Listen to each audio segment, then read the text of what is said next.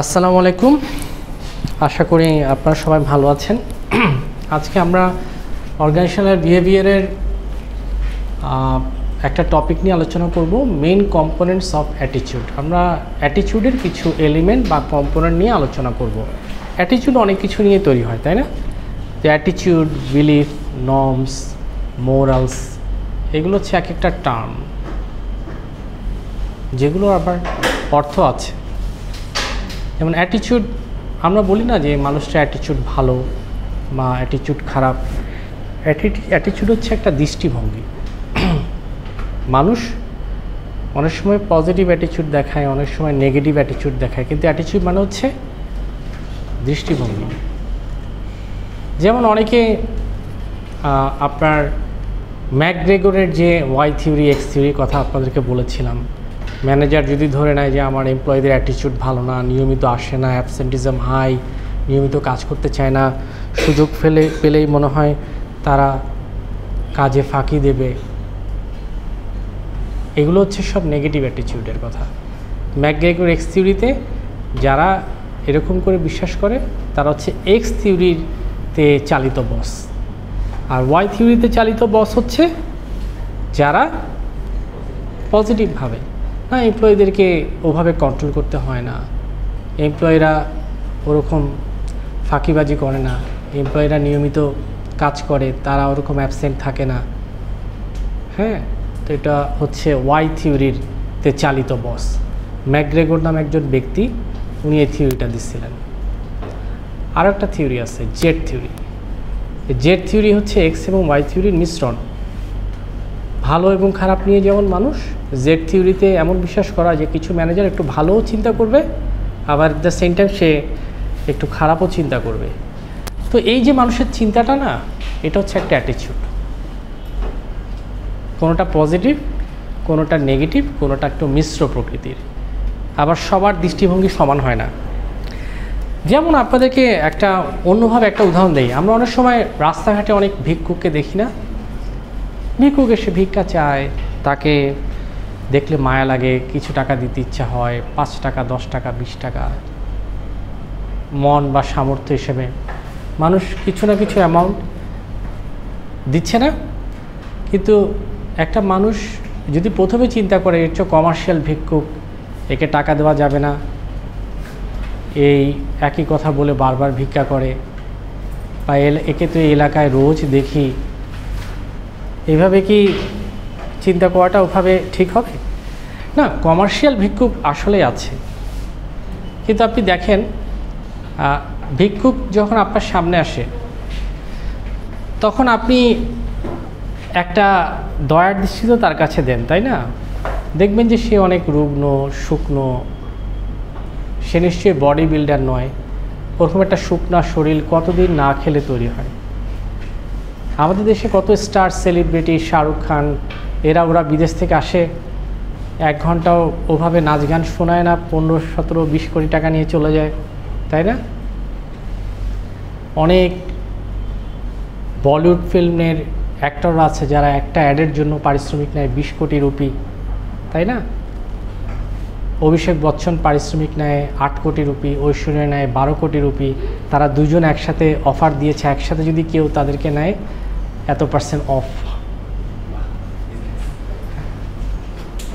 তো তাকে আপনি আসলে অভিনেতা, এবং অভিনেতার অভিনয় 1 ঘন্টা দেখতে পেলেন না, কিন্তু আপনি তাকে 15 কোটি রুপি, আপনি না পুরো দেশ দিয়ে দিচ্ছে। পুরো দেশ একটা ইন্ডিয়ান ইকোনমিতে বাংলাদেশের টাকা ঢুকিয়ে দিচ্ছে। কত কষ্টার্জিত বাঙালির অর্থ, কত প্রবাসী ভাই কষ্ট করে টাকা পাঠায়, সেটাকে আপনি একটা কারেন্সিতে দিয়ে দিচ্ছেন ইন্ডিয়াকে, তাই না? বা যে কোনো একটা দেশকে দিয়ে দিচ্ছেন। অথচ দেশের একটা ভিখারি মা আপনার কাছে হাত পাতল, আপনার 5 টাকাও বের হয় নাই, সহানুভূতি তো নাই, উল্টা আপনি তিরস্কার করলেন বা এমন কিছু বলে বসলেন, সে মনে কষ্ট পেল। কার ভিতর কি আছে আপনি কখনো অ্যাসেস করতে পারবেন না ওভাবে। সুতরাং কখনোই নেগেটিভ অ্যাটিটিউড করবেন না। Change your mindset.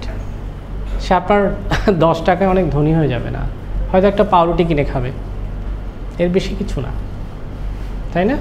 আপনাকে 10 টাকা নেওয়ার জন্য ব্যাংকে যে টাকা তুলতে হবে না, বা আপনি যে আয় করেন বা আপনার আব্বা যে আয় করে, এই টাকাটা যারই হোক একটা না একটা সোয়াবের অংশ তো লিখিত হয়ে যাবে কারো না কারো নামের পক্ষে। পবিত্র কোরআনেও আছে যে ভিক্ষুকদেরকে তিরস্কার না করতে। অনেকে বকা দেয়, অনেক কথা বলে, না, আপনি মুখ বন্ধ রাখেন, কিছু না বলেন।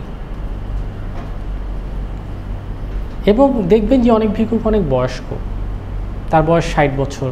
আপনাকে একটু খারাপ লাগে না যে আপনার আব্বা আম্মার বয়সে একটা মানুষ বা তার চেয়ে অনেক বয়স্ক একটা মানুষ সেই বয়সে উপনীত হয়েও রাস্তায় রাস্তায় শুধু খাওয়ার জন্য হাত পেতে বেড়াচ্ছে? এই লজ্জা তো বাঙালি হিসেবে আপনারও। সেখানে আপনি নিজেকে একটু সংযত রাখবেন।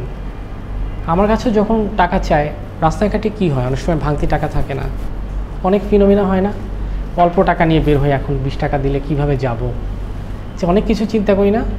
তখন চুপ থাকেন, আমি তো কত চুপ থাকি, কিছু বলি না, সালাম দিলে উত্তর দেই, মাথা নিচু করে থাকি। আমার নিজের কাছে লজ্জা লাগে, দিতে পারলাম না, কিন্তু তিরস্কার করবেন না, বুঝছেন?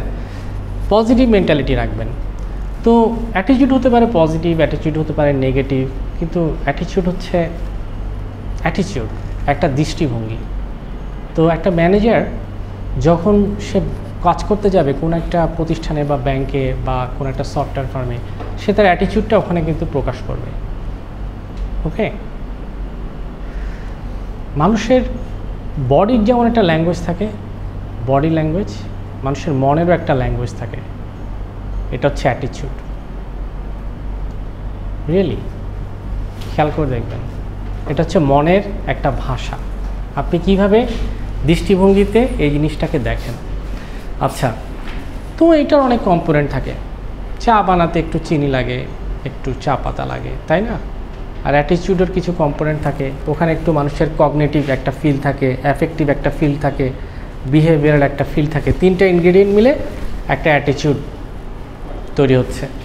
যেমন কগনিটিভ মানে হচ্ছে জ্ঞানভিত্তিক, জ্ঞানের উপর নির্ভর করে যেগুলো হয়, এগুলো বিলিফ অ্যান্ড থটস থেকে হয়।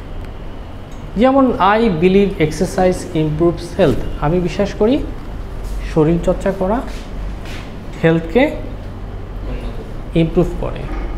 শরীরচর্চা করলে হেলথটা একটু ইমপ্রুভ হয়। হাঁটলে কি হয়, ওটা সুন্দর এক্সারসাইজ না, মস্তিষ্কে রক্ত চলাচল ভালো থাকে, ডায়াবেটিস পেশেন্টদের জন্য ভালো, তাই না? হাত পা একটু সচল থাকে, ঝিম ধরে যায় না, অনেক ধরনের বডি ফাংশন করে না? তো এগুলো মানুষ বিশ্বাস যদি করে যে এক্সারসাইজটা শরীরের জন্য ভালো, তাহলে এটা তার একটা বিলিফ, তাই না? বা তার একটা থট মানে চিন্তা ভাবনা, চেতনা। তাহলে এটা একটা কগনিটিভ কম্পোনেন্ট, জ্ঞানভিত্তিক। কারণ এটার পিছনে হয়তো রিসার্চ আছে, ডাক্তার অনেক মেডিকেল রিপোর্ট প্রকাশ করছে। সুতরাং এটা একটা জ্ঞানভিত্তিক অ্যাটিটিউড, মন গড়া নয়, জ্ঞানভিত্তিক কারণে সেটা বলছে। সে যেহেতু জানে হাঁটার উপকারিতা, মেডিকেল সায়েন্স এটা বলে, সুতরাং সেরকম বললো। সেকেন্ড হচ্ছে এফেক্টিভ কম্পোনেন্ট, এগুলো হচ্ছে ইমোশন এবং বিলিফ নিয়ে, ইমোশন এবং ফিলিং নিয়ে। প্রথমটা হচ্ছে বিলিফ অ্যান্ড থট, সেকেন্ডটা হচ্ছে ফিলিং অ্যান্ড ইমোশন নিয়ে, আবেগ। আই এনজয় এক্সারসাইজিং, সে এখন আর বিলিভ করছে না কিছু যেটা বিলিভ থেকে আসবে, সে এখন মনে করছে যে এটা তার ফিল, যে তার কাছে ভালো লাগছে এক্সারসাইজ করে। অনেকে এক্সারসাইজ করতে পছন্দ করে, সেটা এনজয় করে, অনেকে এক্সারসাইজ করতে পছন্দ করে না। আমি এক্সারসাইজ করতে পছন্দ করি না, আস্তে আস্তে হাঁটতে ভালো লাগে। অনেকে আছে খুব মাসল ম্যান, বডি বিল্ডার, তাই না? ব্যায়াম করে, সবসময় জিমে পড়ে থাকে, তাই না? সে একটা অন্যরকম করে। তো বডি যারা বিল্ড করে ওদের মধ্যে আবার কমন আর একটা জিনিস দেখা যায়, সে তার বডিকে শো অফ করতে চায়। দেখা যায় সে তখন একটা হাতা কাটা গেঞ্জি পরবে যাতে মাসলটা ফুটে ওঠে, সে অনেক টাইট পরবে যাতে সিক্স প্যাকটা বোঝা যায়, তাই না? খেয়াল করে দেখবেন, বডি যারা বিল্ড করে ওদের একটা অন্যতম টেন্ডেন্সি হয়ে দাঁড়ায় শো অফ করা। সে অনেক কম্পিটিশনে যেতে চায়, তো এগুলোর সাথে শো অফের একটা উদ্দেশ্য চলে আসে। মানুষ শুধুমাত্র বডি বা ফিগার এভাবে বিল্ড করার অর্থ তার পার্সোনাল স্বার্থ না, সে মানুষের অ্যাটেনশন পেতে চায়, এটা তার একটা চাওয়া। এটার সাথে তার একটা জড়িত হয়ে গেছে। যাই হোক, এগুলো ইমোশন থেকে আসবে, ফিল থেকে আসবে। আপনি যদি নৌকা ভ্রমণ পছন্দ করেন, এটা হচ্ছে একটা এফেক্টিভ। ওকে, আপনি যদি বিড়াল পালতে পছন্দ করেন, তাহলে এটা হচ্ছে একটা এফেক্টিভ কম্পোনেন্ট। অনেকে অনেক কিছু পালতে পছন্দ করে, তাই না? এগুলো এফেক্টিভ। আচ্ছা, তারপর হচ্ছে বিহেভিয়ারাল কম্পোনেন্ট, মানুষের বিহেভ থেকে আসে। যেমন I will go to the gym 3 times a day, একটা দিনে আমি 3 বার জিমে যাব, এটা তার বিহেভ। মানুষ স্মোক করে না, I smoke 3 times a day যদি বলে, এটা তার একটা বিহেভ। অনেক আছে চেইন স্মোকার, সে 20টা সিগারেট খেয়ে ফেললো এক বসাতে। এগুলো কি? এগুলো হচ্ছে সব বিহেভিয়ারাল কম্পোনেন্ট, রাইট? ব্যবহার থেকে আসে। আচ্ছা, তো আপনি যখন অফিসে যাবেন, আপনি দেখবেন যে অনেকে আছে সে 3 বার চা খায়। যেমন আমি 2 বার চা খাই। আমি অফিসে এসে একবার চা খাই, আসর নামাজ পড়ে যখন বসি, ফাইনালি কম্পিউটার অফ করব, তখন একবার চা খাই। এটা হচ্ছে আমার বিহেভিয়ারাল একটা তো এরকম আরও অনেক কিছুই থাকবে, আপনারা দেখবেন এটা মিলায় যেটা হয়।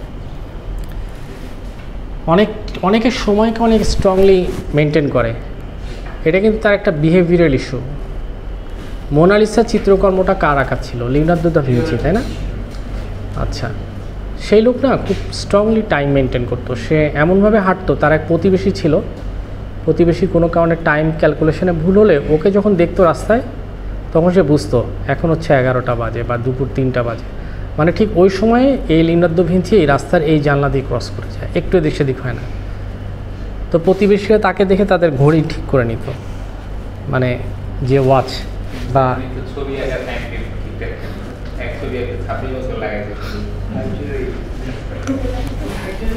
তো মোনালিসা চিত্রকর্ম নিয়ে অনেকে অনেক কথা বলে। অনেকে বলে এটা আসলে কোনো মেয়ে না, হয়তো ছেলের ছবি। অনেকে বলে না, নারী পুরুষ একটা মিশ্রণ আছে চেহারা। অনেকে বলে না, সে তার প্রতিবেশী একজনকে খুব পছন্দ করতো, সেটা তার প্রতিবেশী এক মহিলার ছবি। অনেক কথা বলে। যাই হোক, তো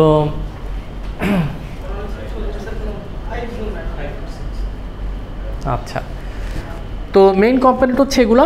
এরপর হচ্ছে behaviour always does not follow attitude. আপনাকে যদি প্রশ্ন করে, কখনো যদি প্রশ্ন করা হয় বিহেভিয়ার কি সবসময় অ্যাটিটিউডকে ফলো করে, আপনি কি বলবেন? আপনি বলবেন যে না, বিহেভিয়ার সবসময় অ্যাটিটিউডকে ফলো করে না।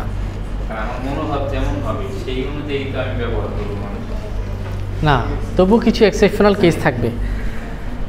যেমন কিছু ক্ষেত্রে আপনি দেখেন কি ফ্যাক্টর কাজ করবে। যেমন 1 নাম্বার, সোশ্যাল নর্মস।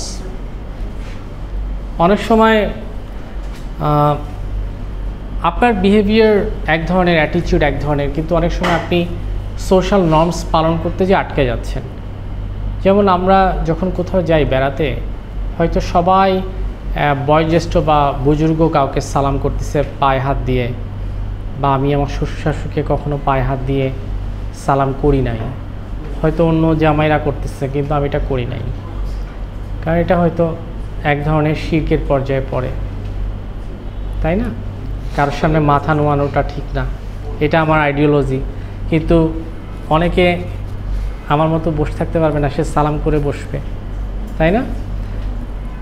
যেমন চিটাগংয়ে আমি ছিলাম, ওখানে দেখলাম যে অনেক মানুষ আছে যাদের সন্তানকে বিয়ে দিতে তাদের অনেক কষ্ট, কিন্তু কন্যা দায়গ্রস্ত পিতা বেচারা, সমাজের নর্মস, যৌতুক দেওয়া, সে যৌতুক অপছন্দ করলেও এটা না দিলে সে আসলে সমাজটা রক্ষা করতে পারছে না। ওকে, তখন সে বাধ্য হয়ে দেখা যাচ্ছে বিয়েতে অনেক খরচ করছে, পাত্রপক্ষের ডিমান্ডকে মিট করতে চাচ্ছে, যৌতুক দিচ্ছে। হ্যাঁ, ওরা তো অনেক টাকা খরচ করে। চিটাগংয়ে যারা থাকে, একটা সাধারণ রিক্সাওয়ালা, সেও 1 লাখ 2 লাখ টাকা জোগাড় করতে হবে একটা বিয়ে শাদী প্রোগ্রাম আয়োজন করতে চাইলে। এটা কি মানুষের অনেকে চায়? আননেসেসারি একটা প্রেশার নিতে, কিন্তু মানুষ এটা বাধ্য হয়ে নিচ্ছে না প্রেশারটা। হ্যাঁ,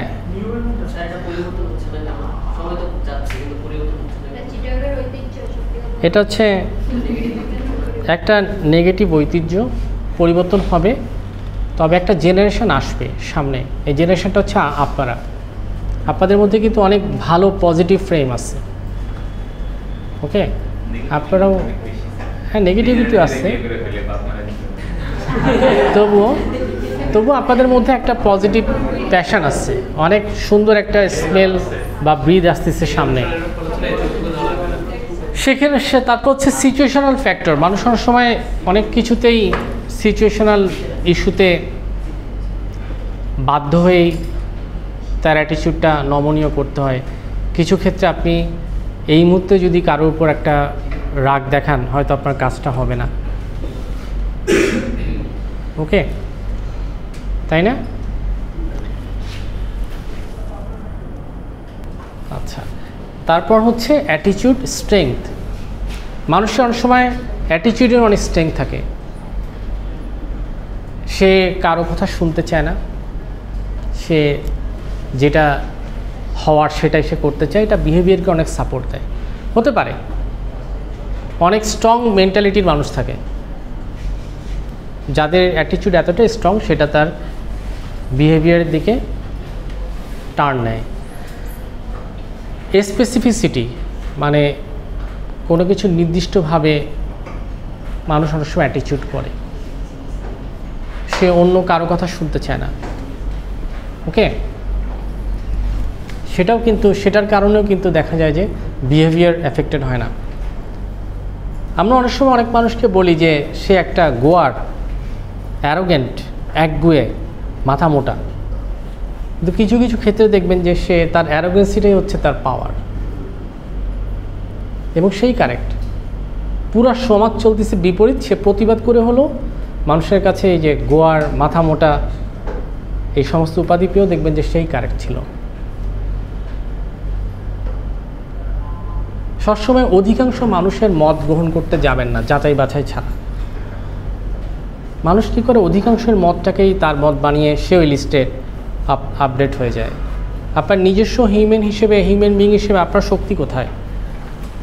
আপনি নিজস্ব হিউম্যান বিইং হিসেবে আপনার মতামত থাকবে না একটা? আপনি সবচেয়ে বড় একটা প্রাণী কীভাবে? আপনার ডিসিশন দেওয়ার কারণেই তো।